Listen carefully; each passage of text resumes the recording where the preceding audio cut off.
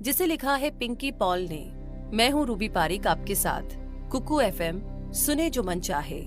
ये कहानी शुरू होती है एक छोटे से गांव कृष्णपुर से। गांव की आबादी भले ही कम थी, लेकिन लोगों में प्रेम भाव बहुत था। गांव के ठाकुर साहब महेंद्र बाबू कम थी, लेकिन लोगों में प्रेम भाव बहुत था। गांव के ठाकुर साहब महेंद्र बाबू भी बहुत ही भले इंसान थे। उनकी पत्नी शालिनी देवी बहुत ही धार्मिक विचारों वाली महिला थी। विवाह के 8 साल बाद ठाकुर और ठाकुराइन माँ बाप बनने जा रहे थे, इसलिए हवेली में रौनक सी लगी हुई थी। ठाकुराइन की गोद भराई की तैयारियां जोर शोर से चल रही थी। चारों तरफ खुशी का माहौल था। हवेली को दुल्हन की तरह सजाया जा रहा था। तभी अचानक एक औरत जोर जोर से रोती हुई हवेली में प्रवेश करती है। साथ में एक 5 साल का लड़का भी होता है। उस औरत की रोने की आवाजों से एकदम से पूरी हवेली में सन्नाटा सा छा जाता है। तभी ठाकुर साहब भागे भागे आते हैं। ठाकुर साहब उस औरत को देखकर उसे गले लगाकर कहते हैं, क्या हुआ बहन, तुम इस हालत में क्यों हो? तुम अकेली आई हो? वो औरत ठाकुर साहब की बहन कमला होती है, जिसने भागकर शादी कर ली थी। उसके बाद से ठाकुर साहब ने उससे सारे रिश्ते तोड़ लिए थे। ठाकुर साहब उससे पूरे 6 साल बाद मिल रहे होते हैं। ठाकुर साहब अपनी छोटी बहन को इस हालत में देखकर बहुत उदास हो उठते हैं। उसे जल्दी से अंदर लेकर जाते हैं। अंदर कमरे में ले जाकर ठाकुर साहब उसे बिठाकर पूछते हैं कि अब बताओ, क्या हुआ है तुम्हारे साथ? तुम्हारा पति कहाँ है? कमला कहती है, उसके पति शंकर को पुलिस पकड़कर ले गई है और वो जिस घर में रहते थे उसके मकान मालिक ने उनको घर से निकाल दिया है। ठाकुर साहब अपनी बहन से पूछते हैं कि ऐसा क्या कर दिया तेरे पति ने जो पुलिस पकड़कर ले गई? कमला ने आंखें पोंछते हुए कहा कि उनके ऊपर चोरी का झूठा इल्जाम लगाया गया है। उनके दफ्तर वालों ने उन पर 20 लाख रुपए की चोरी करने का आरोप लगाया है। कमला की बातें सुनकर ठाकुर साहब क्रोधित होकर कहते हैं कि मुझे तो पहले ही मालूम था कि वो शंकर सही आदमी नहीं है, इसलिए मैं नहीं चाहता था कि तुम उस आदमी से शादी करो। कमला ठाकुर साहब से अनुरोध करती हुई कहती है कि भैया आप शंकर को बचा लीजिए, आपकी पहुंच तो बहुत ऊपर तक है। ठाकुर साहब गुस्से से कहते हैं, नहीं, मैंने कभी गलत का साथ नहीं दिया और आज भी नहीं दूंगा। तुम अपने बेटे के साथ यहाँ रह सकती हो। मैं तुम्हारी और तुम्हारे बेटे की सारी जिम्मेदारी उठाने के लिए तैयार हूँ। यह कहकर ठाकुर साहब कमरे से निकल जाते हैं। यह सब सुनकर कमला बहुत उदास हो जाती है और किसी भी तरह अपने पति शंकर को जेल से निकालने के बारे में सोचती रहती है। ठाकुराइन शालिनी भी कमला को सांत्वना देती हुई कहती है कि आप चिंता ना करें, सब कुछ ठीक हो जाएगा। 2 दिन बाद ही हवेली में ठाकुराइन की गोद भराई की रस्म मनाई जाने वाली थी। चारों तरफ सिर्फ खुशियों का माहौल था। पूरा गांव भी बहुत खुश था। ठाकुर साहब ने पूरे गांव को न्योता दे दिया था। गोद भराई का दिन आ चुका था। हवेली पूरी तरह दुल्हन जैसी सजाई गई थी। लोगों का आना जाना शुरू हो गया था। गोद भराई की रस्में हवेली के अंदर शुरू हो चुकी थी। कमला ने सभी औरतों के साथ मिलकर ठाकुराइन की गोद भराई की रस्मों को किया। कमला को ऐसा खुश देखकर ठाकुर साहब भी खुश हुए। उनको लगा कि शायद उनकी बहन कमला पिछली सभी बातों को भूलकर आगे बढ़ने की कोशिश कर रही है। बाहर आंगन में दावत का आयोजन किया गया था। सभी गांव वाले आकर ठाकुर और ठाकुराइन को बधाइयां दे रहे थे। चारों तरफ हलचल थी। धीरे धीरे रात भी बढ़ रही थी। लोग खाना खाकर घर को लौट रहे थे। ठाकुर साहब सबको दावत पर आने के लिए शुक्रिया अदा कर रहे थे। अचानक से बिजली चली जाती है। एकदम से किसी औरत की चीखने की आवाज आती है। ठाकुर साहब कहते हैं कि ये तो कमला की आवाज लगी। ये आवाज तो हवेली के अंदर से आ रही है। वो अपने लोगों को कहते हैं कि पता लगाओ कि बिजली अचानक से कैसे चली गई। ये कहते हुए वो कमला को ढूंढने जाते हैं। वो हवेली के अंदर जाकर उसे खोजने लगते हैं। एकदम से बिजली भी आ जाती है। ठाकुर साहब के लोग आकर उनको खबर देते हैं कि किसी ने तारों के साथ छेड़छाड़ की थी, तभी बिजली चली गई थी। ठाकुर साहब कहते हैं कि ठीक है, मैं कमला को देखकर आता हूँ। जब कमला हवेली में नहीं मिलती तब ठाकुर साहब उस हवेली के पीछे जाने लगते हैं। तभी सामने से कमला आती हुई दिखाई पड़ती है। ठाकुर महेंद्र आगे बढ़ते हुए कहते हैं कि तुम पीछे क्या करने गई थी? वहाँ ठाकुर साहब को एक परछाई सी नजर आ रही थी। वो जैसे ही आगे बढ़ते हैं, कमला उन्हें रोककर कहती है कि भैया चलो, यहाँ से मेरी तबीयत ठीक नहीं लग रही है।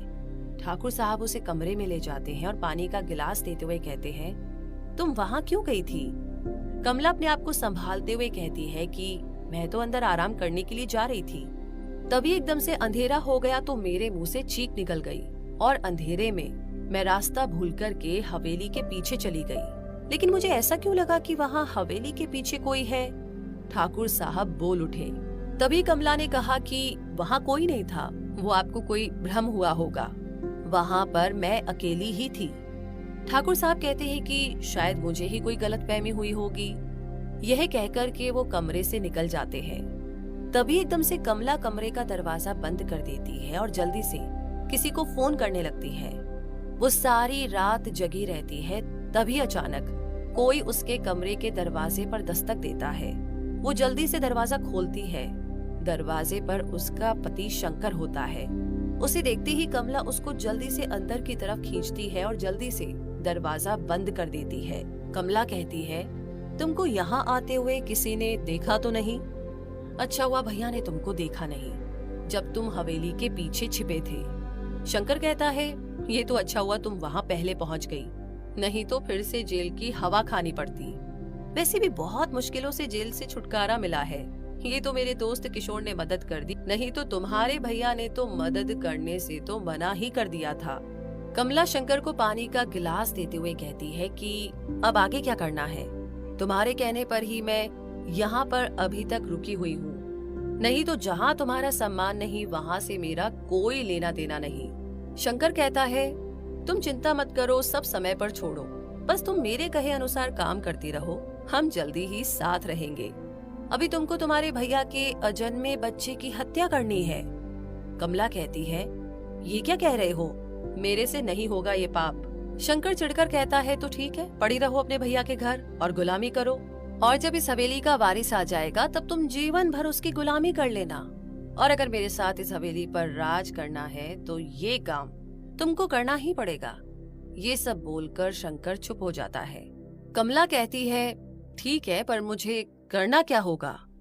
शंकर उसे एक शीशी देकर कहता है, इसमें जो विष है इसे तुम्हारी भाभी को किसी प्रकार भोजन में मिलाकर खिला देना, बाकी काम ये विष ही कर देगा। और सुनो, ये विष ऐसा है जो धीरे धीरे काम करेगा और किसी को भी पता नहीं चलेगा कि आखिर हुआ क्या। कमला गर्दन हिला देती है। शंकर वहाँ से चला जाता है। दूसरे ही दिन कमला मौका देखकर उस विष को ठाकुराइन के दूध में मिला देती है और वो दूर से ही देखने लगती है आखिर वो गिलास ठीक ठाक से ठाकुराइन तक पहुँच जाए। जैसे ही वो गिलास नौकरानी ठाकुराइन को देने के लिए जा रही होती है, तभी अचानक से कहीं से एक गेंद आकर नौकरानी के हाथ पर लगती है और उससे वो दूध से भरा हुआ गिलास नीचे जमीन पर गिर जाता है। तभी वहाँ भागता हुआ कमला का बेटा सूरज जाता है।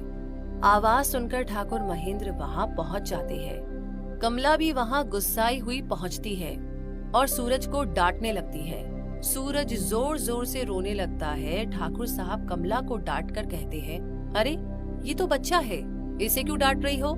एक गिलास ही तो टूटा है। कमला मन ही मन सोचती है कि अरे इस लड़के की वजह से मेरे किए कराए पर पानी फिर गया, अब शंकर को मैं क्या कहूँगी। कमला अपने कमरे में जाकर दरवाजा बंद कर देती है। वो शंकर को फोन करके सारी बातें बता देती है। शंकर गुस्सा करते हुए कहता है कि लगता है तुमसे कुछ नहीं होगा, मुझे ही कुछ करना होगा, तुम बस मुझे पल पल की खबर करती रहो। बस कुछ ही दिनों में हवेली का वारिस जन्म लेने वाला था। ठाकुर साहब चाहते थे कि हवेली में हवन करवाया जाए। वो कमला को कहते हैं कि वो पंडित जी को हवेली आने के लिए बुलावा भेजे। कमला हवेली की सारी जानकारियां शंकर तक पहुंचाती है। कुछ ही देर में पंडित जी अपना झोला उठाए हवेली पहुंचते हैं। ठाकुर महेंद्र पंडित जी को हवेली में हवन करवाने के लिए कहते हैं। पंडित जी कहते हैं, ये तो बहुत अच्छा विचार है, लेकिन अगर आप मंदिर में हवन करवाएंगे तो इसका बहुत अच्छा प्रभाव बच्चे पर पड़ेगा। वैसे भी अभी नवरात्रि चल रहे हैं, हवन के बाद आप वहाँ गरीबों को दान दक्षिणा भी दे देना। ठाकुराइन कहती है, ये तो बहुत ही अच्छा हो जाएगा। ठाकुर साहब भी पंडित जी की बात मान जाते हैं। पंडित जी हवेली से निकलते हैं। बाहर शंकर उनका इंतजार कर रहा होता है। वो पंडित से पूछता है, क्या काम हो गया? पंडित कहता है, जैसा तुमने कहा था मैंने ठीक वैसा ही बोला। मैंने सारा इंतजाम मंदिर में करने के लिए कहा है ताकि तुम अपना काम कर सको। चलो, मुझे मेरे काम के पैसे दे दो। पंडित जी अगले ही दिन मंदिर में हवन की सारी व्यवस्था करते हैं। थोड़ी ही देर में ठाकुर महेंद्र ठाकुराइन सहित मंदिर पहुंचते हैं। कमला भी उनके साथ ही मंदिर पहुंचती है। पंडित जी हवन करना शुरू करते हैं। कुछ ही देर में वहां पर शंकर अपने 2 आदमियों के साथ पहुंचता है और वो दूर से ही मंदिर पर नजर जमाए रखता है और थोड़ी ही देर में हवन खत्म हो जाता है। ठाकुर और ठाकुराइन को देखकर के सारे भिखारी वहां मंदिर के पास आकर खड़े हो जाते हैं। ठाकुर साहब पहले ही मंदिर के नीचे आकर खड़े हो जाते हैं और गरीबों को दान दक्षिणा देना शुरू कर देते हैं। ठाकुराइन धीरे धीरे सीढ़ियों से नीचे उतर रही होती है। तभी अचानक से पीछे से कोई आकर ठाकुराइन शालिनी को धक्का मारते हुए निकल जाता है। ठाकुराइन बुरी तरह चीखती हुई सीढ़ियों से लुढ़क कर नीचे आकर गिरती है। ठाकुर साहब भागते हुए आते हैं।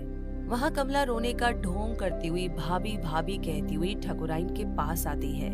लेकिन ठाकुराइन को ऐसा महसूस होता है कि कोई शक्ति उनके बच्चे को बचा रही है। ठाकुराइन दर्द से कराहती रहती है और वहाँ पर मौजूद सभी ठाकुराइन की मदद के लिए आगे आते हैं। गांव वाले भी वहाँ ठाकुर साहब की मदद के लिए पहुँचते हैं। एक गांव वाला दाई माँ को बुलाने जाता है। पंडित ये सब देखकर वहाँ से भाग निकलता है। ठाकुर साहब ठाकुराइन शालिनी को अस्पताल ले जाने के लिए तैयारी करते हैं। तभी वहाँ दाई माँ पहुँचती है। वो शालिनी की हालत देखकर कहती है कि अभी ही प्रसव करवाना होगा, नहीं तो माँ और बच्चे को बचा नहीं पाएंगे। ठाकुर महेंद्र सिंह कहते हैं, दाई माँ आपको जो करना है जल्दी कीजिए। सभी महिलाएं आगे आकर शालिनी को मंदिर के पीछे एक कमरे में ले जाती है। ठाकुराइन शालिनी दर्द से चिल्ला रही होती है। ठाकुर साहब चिंतित होकर मंदिर में जाकर देवी माँ के सामने हाथ जोड़कर बैठ जाते हैं। उधर कमला वहाँ से मौका देखकर निकलकर शंकर के पास जाती है। शंकर कहता है, क्या खबर लाई हो? कमला कहती है कि थोड़ी देर और इंतजार कर लो, दोनों की जान खतरे में है। लगता है जल्दी ही खुश खबरी मिल जाएगी। तुम्हारे आदमी ने जैसे भाभी को धक्का दिया है, वैसे तो उनकी जान तभी चली जानी चाहिए थी।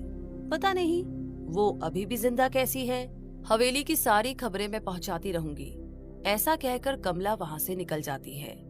इधर मंदिर के कमरे से बच्चे की रोने की आवाज आने लगती है। दाईमा बाहर आकर खबर देती है, लक्ष्मी आई है। दाईमा ठाकुर साहब को बधाई देती हुई कहती है, ठाकुर साहब, बच्ची साक्षात देवी का रूप है। उसकी दाई हथेली पर त्रिशूल का निशान है। दोनों माँ बेटी बिल्कुल ठीक है। ये सुनकर ठाकुर साहब बहुत खुश हो जाते हैं। सभी गांव वाले बहुत खुश होते हैं। तभी कमला वहां पहुंच जाती है। वो मन ही मन सोचती है, ये कैसे हो गया? ठाकुर साहब कमला को गले लगाकर कहते हैं कि देख बहन, लक्ष्मी आई है। कमला न चाहते हुए भी खुश होने का ढोंग करती है। सब हवेली वापस आ जाते हैं। ठाकुराइन और बच्ची का स्वागत कमला को न चाहते हुए भी करना पड़ता है। ठाकुर साहब हवेली में जश्न की सारी जिम्मेदारी कमला को देते हैं और सभी गांव वालों को भी जश्न में आने के लिए निमंत्रण दिया जाता है। कमला पल पल की खबर शंकर तक पहुंचाती है। शंकर कहता है कि अभी कुछ दिन शांत रहने में ही समझदारी है, सही समय आने का इंतजार करो। जश्न वाले दिन ठाकुर साहब अपने कुलगुरु को बुलाते हैं ताकि बच्चे को आशीर्वाद मिल सके। कुलगुरु हवेली पहुंचते हैं। शालिनी बच्ची को गुरुजी की गोद में देती। कुलगुरु हवेली पहुंचते हैं। शालिनी बच्ची को गुरुजी की गोद में देती है। गुरुजी मुस्कुराकर कहते हैं, ये तो माता रानी का वरदान है। ये तो शक्ति का रूप है। ये तो दुखी लोगों का दुख हरने आई है। आपके कुल का नाम रोशन करेगी। इसका नाम दिव्या शक्ति रखना उचित होगा। यह सुनकर सब खुशी से झूम उठते हैं और ये सब सुनकर कमला मन ही मन जलती भुनती रहती है। हवेली में चारों ओर सिर्फ खुशियां ही खुशियां छाई हुई थी। जश्न पूरे जोर शोर से चल रहा था। ठाकुर साहब की तो खुशी का ठिकाना ही नहीं था। ठाकुर साहब एक अद्भुत माता रानी का लॉकेट वाली चेन दिव्या के गले में पहनाते हैं। सभी जश्न का आनंद ले रहे थे। इसी बीच कमला वहां से धीरे धीरे निकल लेती है। कमला वहां से सीधा निकलकर शंकर के पास जाती है। शंकर हवेली के पीछे कमला का इंतजार कर रहा होता है। कमला शंकर को देखकर रोते हुए बोलती है, कब तक हम लोगों को ऐसे छुप छुप कर मिलना पड़ेगा? शंकर कहता है, कुछ दिनों तक चुप रहना पड़ेगा, उसके बाद कोई ऐसी तरकीब निकालता हूँ जिससे ये सब संपत्ति हमारी हो जाए। और तू रो मत, बस वहां की सारी खबरें मुझ तक पहुंचाती रहना।